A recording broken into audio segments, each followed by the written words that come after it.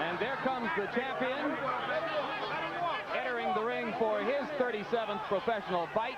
9-0 so far in heavyweight championship fights. A victory tonight would tie him with Joe Frazier for 5th on the all-time list in that category.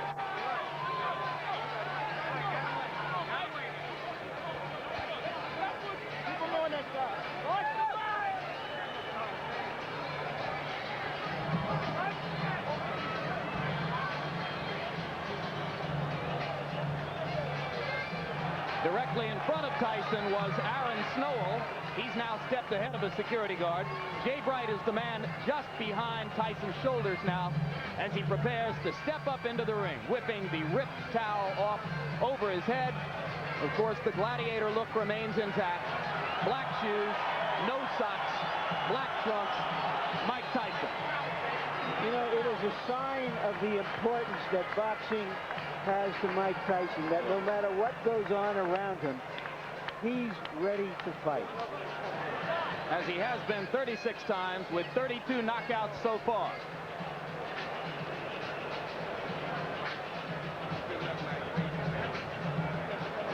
Quickly now, and focusing on the beginnings of Carl Williams' strategy, which has to be the left jab, Ray Leonard's tip of the night. Well, the left jab speaks for itself. That's the key punch for Carl Williams, to keep that left jab in Tyson's face, keep him off balance, but most importantly, snap it and not bring it down too fast, because what's going to happen, Tyson should counter that left jab.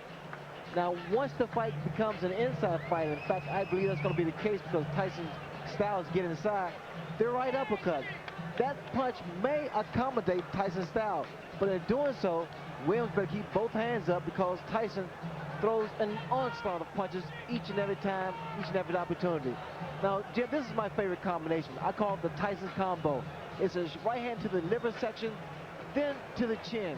And most of the times, if Tyson catches his opponents with this particular punch, it's over. Here we see him, a good shot of it, right up to the chin. If Williams get against the corner or the ropes, look for this particular combination to take place. With taller opponents, Tyson has a tendency to lunge in because of the height and reach advantage. But here, he may find the same thing with the taller Williams. Tail of the tape, and you can see the big disparity in reach. Carl Williams with a 14-inch advantage there at 219.25 for Tyson and 218 for Williams.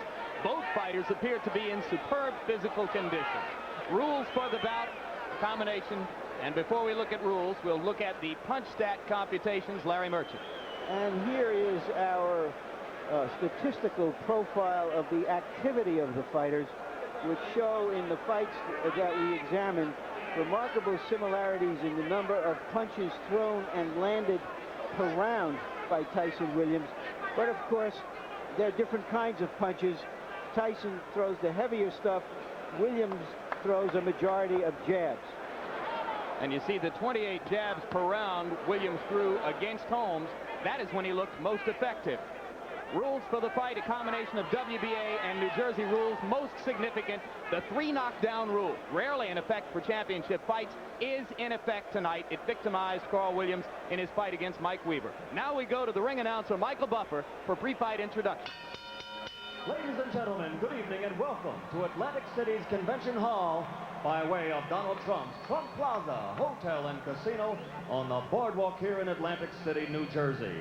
Tonight, Don King Productions and the Trump Plaza present the World Heavyweight Championship. This bout is approved and sanctioned by the New Jersey State Athletic Control Board, Larry Hazard Sr., Commissioner, Deputy Commissioner Lawrence Wallace, and the Chairman is Jerry Gormley. The bout is governed by the rules and regulations of the World Boxing Association, represented by Dr. Elias Cordova and James J. Biggs. It is also sanctioned by the International Boxing Federation, President Robert W. Lee, and the World Boxing Council, President Jose Suleiman. The 3 judges selected by the New Jersey State Athletic Control Board for this bout are Rocky Castellani, Chuck Giampa, and Richard F. Murray. Chief physician at ringside, Dr. Frank B. Doggett. Also in attendance, Dr. Eric Wormser and Dr. Charles Wilson. The timekeeper for the bout is Roosevelt Gilbert, and counting for the knockdown seconds, Steve Smoger. And now, before we get started, I would like to introduce the gentleman in the ring at this time, a man who's responsible for bringing over 20 championship bouts to Atlantic City over the last 2 years. In addition to being the world's most famous entrepreneur, he is a best-selling author and our host this evening, Mr. Donald Trump.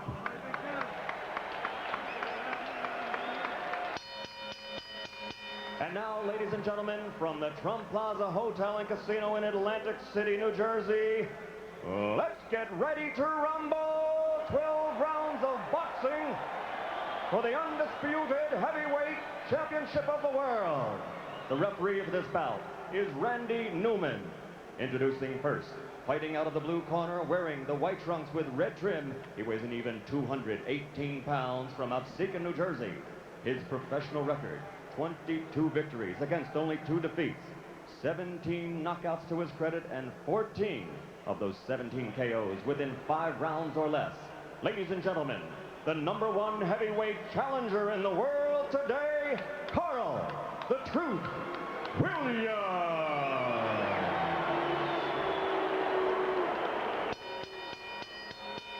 And his opponent, fighting out of the red corner, wearing the solid black trunks and weighing in at 219 1/4 pounds from Catskill, New York. His professional record is unblemished with 36 consecutive victories, 32 knockouts, 28 KOs in 5 rounds or less, and 16 in the first round alone. Ladies and gentlemen, presenting the undisputed, the undefeated heavyweight champion of the world, Iron Mike Tyson.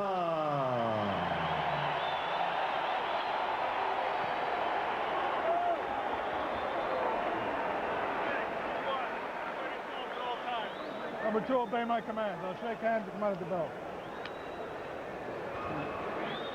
Keep in mind that Mike Williams has a tendency to get hit by left hooks. Carl Williams, excuse me. I can think of better tendencies that a fighter should have who's going out to face Mike Tyson. Indeed, Carl Williams has been floored 7 times in his career.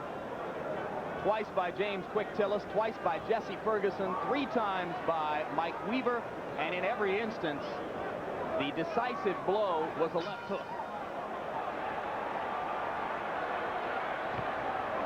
The people in Williams' corner are sincerely worried about what he does in the first 30 seconds against the Tyson onslaught.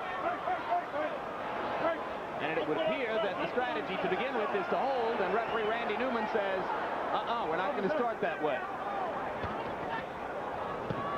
This is somewhat of a reunion here because both men are just throwing punches. In fact, Williams here has selected to fight Tyson inside. He claimed the other day that if Tyson throws any unnecessary punches, illegal punches, he will accommodate him and throw the same punches back. Well, Frank Bruno felt the sting of Tyson's elbow several times, as other opponents have complained that they have felt it as well. I got his head. All right, let me hear, guys. Stop punching. Step back. Step back. Because Williams' left jab is so strong, that should help him as long as he keeps that right hand up and watch Tyson's left hook, Frank, stop which is a punching. powerful When you punch. finish, stop punching. That's it. Let him go.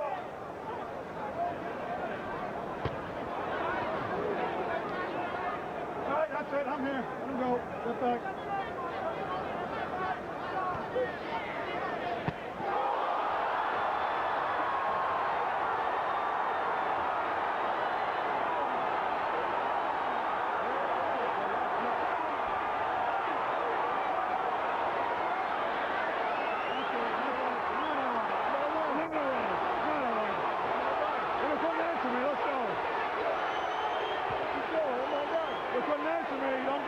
Unofficially, I've got this fight being 1 second longer than Tyson Spinks.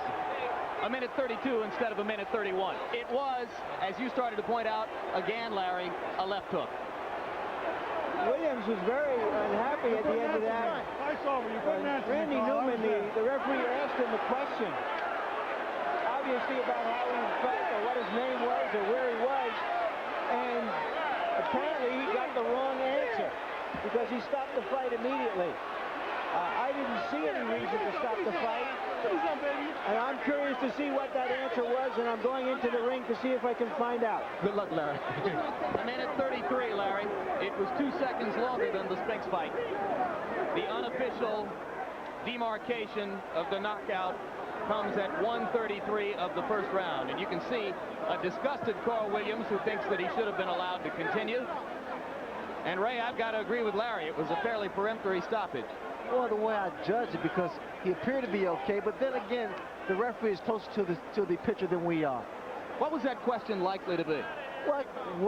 Where are you? What day is this? And here we see the left hook that put Williams down. Williams had dropped that right hand, and I indicated earlier that the jab will be the key, but in throwing the left jab, he must also keep that right hand up and power. There's that left hook. And you saw Mike pivot upward with both feet planted and turn the hips into the punch. This is where the power comes from. The reason people fear Mike Tyson because he's one of the few, if not the only man, that can knock you out in the heavyweight division with one punch.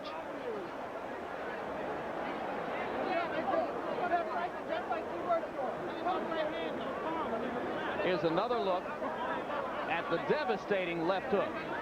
And what Tyson does here, he bobs and weaves, gets under that jab and counters with a beautiful left hook. Perfectly timed as Williams was dropping the right hand, just as you said he did after throwing the jab. Well, what happened for Williams, the fact that his left hand, his left jab rather, was working, and he felt very comfortable.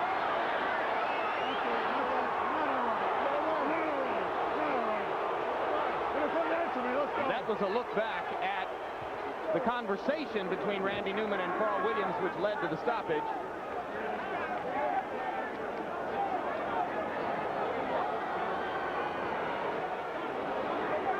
Mike Tyson, as usual, awesome. I'm reminded of a night in the Meadowlands in New Jersey when a referee stopped a bout between Mike Rossman and Victor Galindez. After a similar conversation, Rossman, the victim of the knockout, he chased the ref across the ring yelling, "What was the right answer?"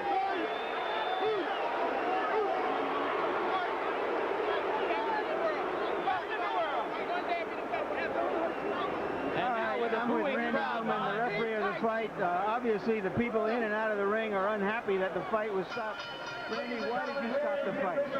When he got up at 8, he was wobbly. He wasn't standing up. He was leaning against the ropes. I asked him a question, a very simple question. How do you feel? Not for the answer, but to see how he responded. His eyes were blank. His expression was blank. He had no answer. Is there any chance that he misunderstood what you wanted him to respond to? I don't think so. Let me tell you why. He's had a lot of professional fights and a lot of amateur fights. When a fighter is knocked down, and I had 38 fights, when a fighter is knocked down, the first thing he wants to prove when he gets up to the referee is that he's in good shape. Number one, he wasn't standing on his feet. He was leaning on the ropes. Number two, he couldn't answer me. And number three, his eyes were dead. Thank you very much, Randy. And now back to ringside. All right, thanks very much, Larry, and thank you for pointing out that the crowd is booing, as there were obviously a fair number within this congregation who did not feel that the bout should have been stopped quite so quickly. Randy Newman with a decisive and clear-headed answer to the questions. He knows exactly why he did what he did. Well, Newman is a competent referee. In fact, that he must have saw something in Williams that we didn't apparently see. But from the outside looking in, it appeared that Williams got up and was able to compose himself. But then again, I think it's left up to the referee. And now we go back to Larry Merchant in the ring, I believe, with the champion. Go, Larry. All right, once again, Mike, the interview has to be longer than the fight. I'm sorry about that. What happened from your point of view? Did you see him really dazed? Well, no, I noticed my trainers would tell me we were slipping and hooking. So we slip, because usually I come in that slip, and I get in there, and that's the hardest part, is getting in there, and I never threw the punch. And so we were practicing, like, you're slipping, so you're in there, instantaneously, bing, throw the punch. And I did, and I was successful. What? Were you surprised that he stayed on top of you as much as he did, that he didn't try to move? Oh, I loved it. I loved it. I just knew it took it just with a matter of time. I loved it. So you knew that as soon as he was doing that you were going to get a clean shot sooner or later. Exactly. And my punches were accurate and pinpoint, and I knew eventually I was going to get him. He has a reputation for getting hit with left hooks. Were you looking for that opening? No, I was very confident. I wanted to hit him, catch him with a good right hand. Believe me, my right hand is my favorite punch, but I never catch anyone with it. You know, it's my best punch, and I always hit guys with left hook. All right, we're going to try to take a look at the where's the monitor? At the monitor, if we can find it. so that we can determine what happened. Champion non-pro. All right. Okay. It was a clean left hook. Did you? I mean, you sparred with him years ago. We know that it didn't mean anything. Were you surprised that he went so fast? Well, no, I knew if I catch someone clean, they'll go, regardless who they are. Mm-hmm. But you know, when the referee he hit him with a shot, it looked like he was able to get up. But I guess the referee called what he saw, because I didn't think he was hurt that bad. But I know I hit him with a clean shot. Speculate for me. How long would it have taken you to get him down a second time if the fight went on? Oh, no problem. I'd have been all over him. Maybe it's better that the referee did stop early. I would have been all over him. That's when I'm most dangerously, when I know I have someone hurt. For the record, Mike, I don't know if you know it, this fight went a couple of seconds longer than the Spinks fight. So far in this building, in the last 13 months, you've fought about 1 round and 2 fights. Well, it's good. I like coming in this building. I like being here. And Donald Trump, he don't play around. He pays that money up. And for this fight, Don told me if I knock him out, he'll pay me $100 grand. And I'm looking forward to that $100 grand. Who? Don is going to pay for you? Don King, yeah. $100 grand for a knockout. All right, we all want to be there when that happens. When is this going to happen? Right, in the post-press You conference. are getting, oh, yes. My church can use some of that money. Yes. All right. Reverend Henry J. Payton, Holy Trinity Baptist Church. No doubt. Let's talk about, all right, now let's talk. You've talked about being in control of your career. Tell us what you think is next. Who is next? Well, I'm just taking it one step at a time. I'll fight anybody, you know what I mean? I don't discriminate from anybody. I'm the best fighter in the world, and there's no man that can beat me. Does this mean that Holyfield is or is not your next opponent? Well, he's in my future, but I don't think he's in my immediate future. But come on, Holyfield, don't matter. That's kids' play. So you think that you'll fight Holyfield like early next year and you may have 1 or 2 fights before then? Most likely, but you know what I mean? If they can discuss our things with their people, we can fight in 2 weeks, 3 weeks. He caught a quick knockout, I got a quick knockout. We both still need to work. We didn't get any work. All right. Jose Ribalta was one of the fighters being considered for your next opponent, and he had a dreadful outing in a preliminary tonight. Did that eliminate him? Well, it looks kind of dreary for him, but you never know. If he have a couple more fights and he cleans up his act, he's always a good prospect. What about Douglas, who looked a little better, if not great, in another preliminary? He's been mentioned as a possible opponent. I take all comers. I don't duck any man. Can we assume that Michael Dokes is one of the prospects? All comers. Come one, come all, because nobody can get close to me. They're not even close. I'm the best fighter in the world. There's been discussions that today people from Israel have been offering you money to come and fight there. You've been reluctant to go abroad. Do you think that as a world champion, as someone who says, I'm the best man on the planet, that you will start to fight abroad? Well, eventually we'll do that, you know what I mean? But like you said, I'm not in a hurry to leave my country, you know what I mean? I love my country. I'm not in a hurry to leave anywhere. But you know what I mean? If things are right, I'll fight anyone, in any place, in their backyard. How would you describe, right now, you've got a lot of things past you. You've always been able to focus on fighting no matter what the other stuff has gone on in your life. Are you as content as you can be now with the situation that you have? I want to fight, fight, fight, and destruct the world because I'm the best fighter in the world. Thank you very much, Larry. Thank you. Jim? All right, Larry. Thank you, Mike Tyson. Thank you, Larry. And here is the man the boxing public waits to see Mike Tyson fight, a man who 6 days ago knocked out a pretender from Brazil named Adilson Rodriguez in 2 rounds and now waits to see when his turn is coming. Evander Holyfield, first things first. How did Mike look to you tonight? He was impressive. He hit the guy with a good left hook, took him out. He did a job well done. Would you have thought that he could knock Carl Williams out in 1 minute and 33 seconds?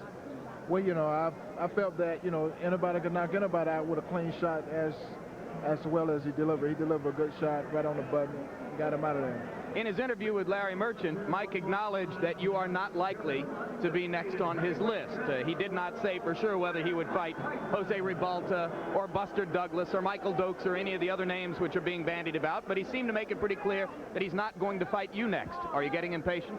No, I'm not getting impatient. My time is coming, and I will be ready when my time comes. When will you fight again? Well, it's all depending on how long is the wait. If the wait is 6 months or so, then I would take a fight in October. All right, so Evander Holyfield looks forward to a fight in October. Ray Leonard, your judgment of how long the public is willing to wait, and what does tonight's 90-second knockout do to the expectations regarding Tyson Holyfield? Well, what happens, it creates more and more of an aura and a persona for Mike Tyson, because what's going to happen now is the intrigue is whether or not Evander Holyfield can deal with the Mike Tyson. As far as he's concerned, he can deal with him. Is there any other fighter in the division who could pose a real test to Mike other than Evander Holyfield? I think it's a matter of economics and credibility, and Holyfield has that credibility. All right, Evander Holyfield, we thank you very much for your time. Congratulations on your victory last week. And we look forward to someday seeing you in the ring with the undisputed champ. Right now, we go back up to Larry Merchant for more from the ring. Larry?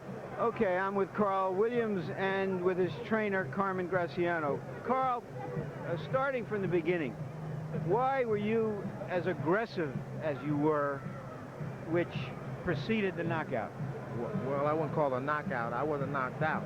I mean, he knocked me down. The referee stopped the fight. I don't know why. I think politics is involved in all of that. I think they're just setting up the Holyfield fight. Now, I wasn't even hurt. Did you understand what the referee's question when he said... My hands was up. When the referee said I put my hands up like this there, I was ready to go. He just said, you know, I don't know.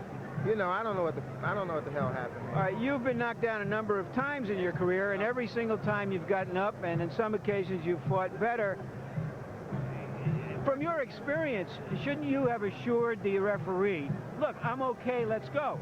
Well, I think it was an inexperienced referee. This was his first championship fight. When he seen me down the first time, obviously he just said, okay, it's over. He said, I think he said something to the effect of, you all right, are you all right? So I immediately put my hands up, and what happened? He stopped the fight. I don't know what's going on. I know it's political, because I wasn't hurt. I've been down many a times. I've been down 2 or 3 times in a fight and have gotten up and knocked the opponent out. So I know it was political. I'm not even hurt. You know, I feel bad for not even doing anything. I didn't even really, you know, I didn't even get a chance to show my stuff. Talking about showing your stuff, explain to us why you felt it was necessary to go to Mike Tyson. He says that when he saw you coming to him and fighting him that way, he was elated. Well, it wasn't that. It wasn't the fact that I was just coming to him. I didn't feel that I should lay back. You see, with Mike, you have to show Mike that you're not going anywhere. You know what I mean? Okay, he caught me with a good shot. Okay, fine, no problem. I've been caught with good punches before. That's not the problem. And I've been down before. I've been there before. So why did the referee just prematurely stop the fight like that? I've been in that predicament before and have got up and knocked people out and have won. You know? Carl, you've stated your case eloquently. Thank you. Now back to ringside.